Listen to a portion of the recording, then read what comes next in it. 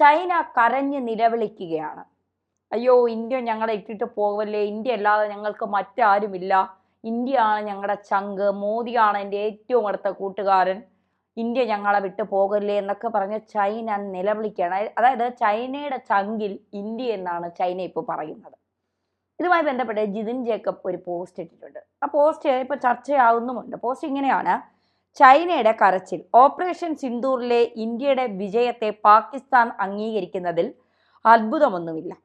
1971 93,000 പാകിസ്ഥാൻ സൈനികർ ഇന്ത്യൻ സൈന്യത്തിന് മുന്നിൽ കീഴടങ്ങിയത് പോലും അംഗീകരിക്കാത്ത ആളുകളാണ് ഈ പരാജയം അംഗീകരിക്കാൻ പോകുന്നത്.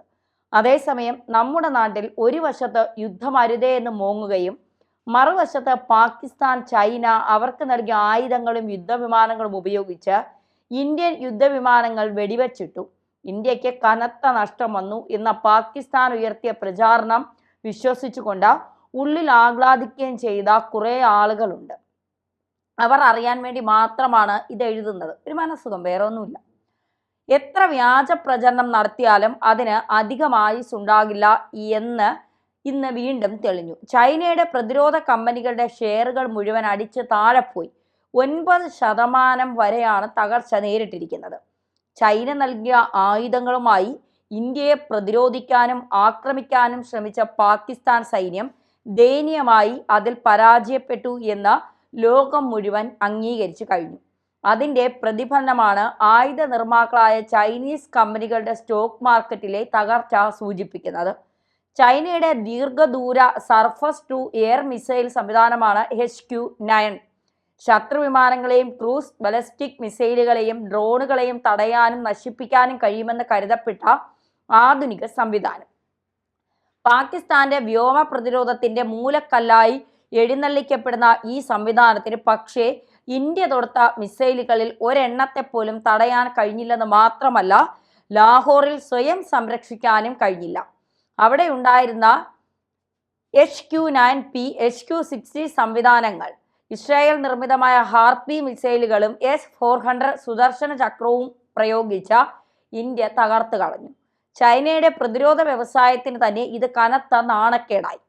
ശരിക്കുള്ള യുദ്ധ സാഹചര്യത്തിൽ വേണ്ട രീതിയിൽ പ്രകടനം നടത്താൻ ചൈനീസ് സൈനിക സാങ്കേതിക വിദ്യയ്ക്ക് കഴിയില്ലെന്ന പണ്ട് മുതലേയുള്ള പരിഹാസത്തെ ഇത് ശരിവച്ചു.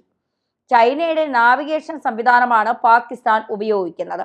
GPS-ന് എതിരാളിയായി ഉയർത്തിക്കാട്ടിയിരുന്ന ചൈനയുടെ ബെയ്ഡു സംവിധാനത്തിന് ഓപ്പറേഷൻ സിന്ദൂർ നടക്കുമ്പോൾ റിയൽ ടൈം ഇന്റലിജൻസ് പാകിസ്ഥാന് കൊടുക്കാനും കഴിഞ്ഞില്ല.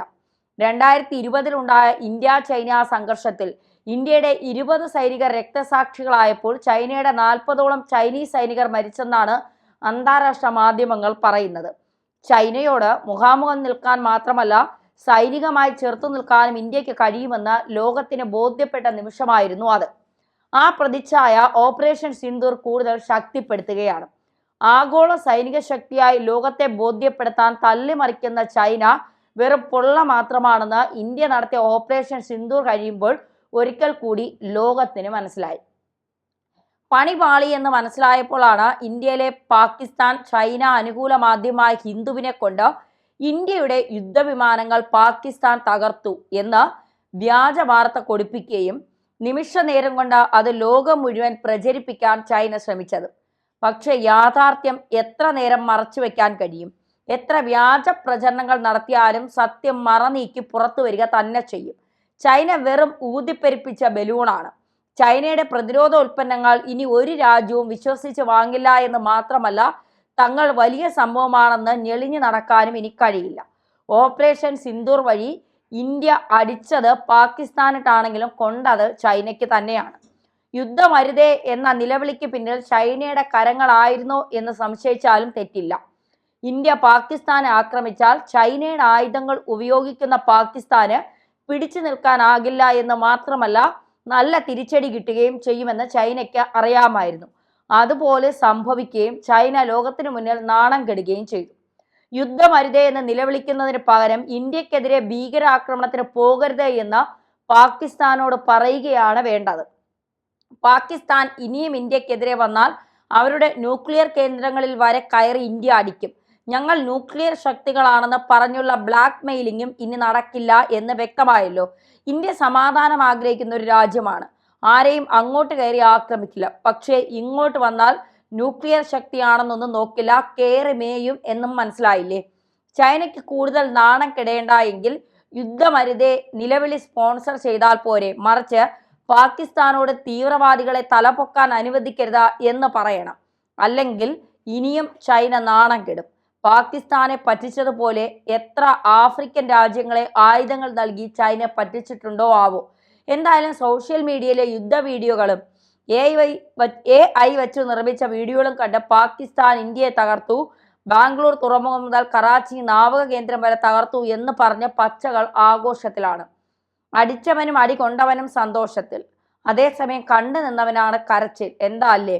ഇങ്ങനെയാണ് ജിതിൻ ജേക്കബ് തന്റെ ഫേസ്ബുക്കിലൂടെ പങ്കുവച്ചിരിക്കുന്നത്. അതായത് ചൈനയുടെ മൊത്തത്തിലുള്ള ഈ ആയുധ ശേഖരം വലിയ രീതിയിൽ ഇടിവ് സംഭവിച്ചിരിക്കുകയാണ്. നമുക്കറിയാം, പഹൽഗാം ഭീകരാക്രമണത്തിന് ശേഷം നടന്ന ഇന്ത്യ പാകിസ്ഥാൻ സംഘർഷത്തിൽ പാകിസ്ഥാൻ ഇന്ത്യക്ക് നേരെ ഉയർത്തിയ അല്ലെങ്കിൽ ഇന്ത്യക്ക് നേരെ ഉപയോഗിച്ച ആയുധങ്ങളെല്ലാം തുർക്കിയും ചൈനയും നൽകിയതാണ്. പക്ഷേ ഇത് രണ്ട് കൃത്യമായി ഉപയോഗിക്കാൻ പാകിസ്ഥാന് കഴിഞ്ഞില്ല എന്നുള്ളതാണ്. കാരണം പടക്കം കൊടുത്ത് പാകിസ്ഥാനെ തുർക്കിയും പറ്റിച്ചു, ചൈനയും പറ്റിച്ചു. അവസാനം ചൈന കാല് മാറി. എന്നിട്ട് ചൈന പറഞ്ഞു, ഞങ്ങൾ തീവ്രവാദത്തെ എതിർക്കുകയാണ്, ഒരു മണ്ണിലും തീവ്രവാദം വച്ചു വളർത്താൻ ഞങ്ങൾ സമ്മതിക്കില്ല, ഞങ്ങൾ പാകിസ്ഥാനോടൊപ്പമല്ല, ഞങ്ങൾ തീവ്രവാദത്തെ വളർത്തുന്ന രാജ്യങ്ങളോടൊപ്പമല്ല എന്ന് പ്രത്യക്ഷത്തിൽ ചൈന നിലപാട് സ്വീകരിച്ചു. ഇത് പാകിസ്ഥാനെ വല്ലാതെ ഞെട്ടിപ്പിച്ചു. കാരണം HQ-9 പോലുള്ള HQ-17 പോലെയൊക്കെയുള്ള യുദ്ധവിമാനങ്ങൾ ഇന്ത്യ അറിയാതെ പാകിസ്ഥാന് രഹസ്യമായി കൈമാറുകയും ഇന്ത്യയെ തകർക്കാനായി പാകിസ്ഥാനെ സഹായിക്കുകയും ചെയ്തിട്ട് അവസാനം ഇന്ത്യയുടെ അടിയിൽ പാകിസ്ഥാൻ വീണു എന്ന് കണ്ടപ്പോൾ പാകിസ്ഥാനെതിരെ നിൽക്കുകയാണ് ചൈന.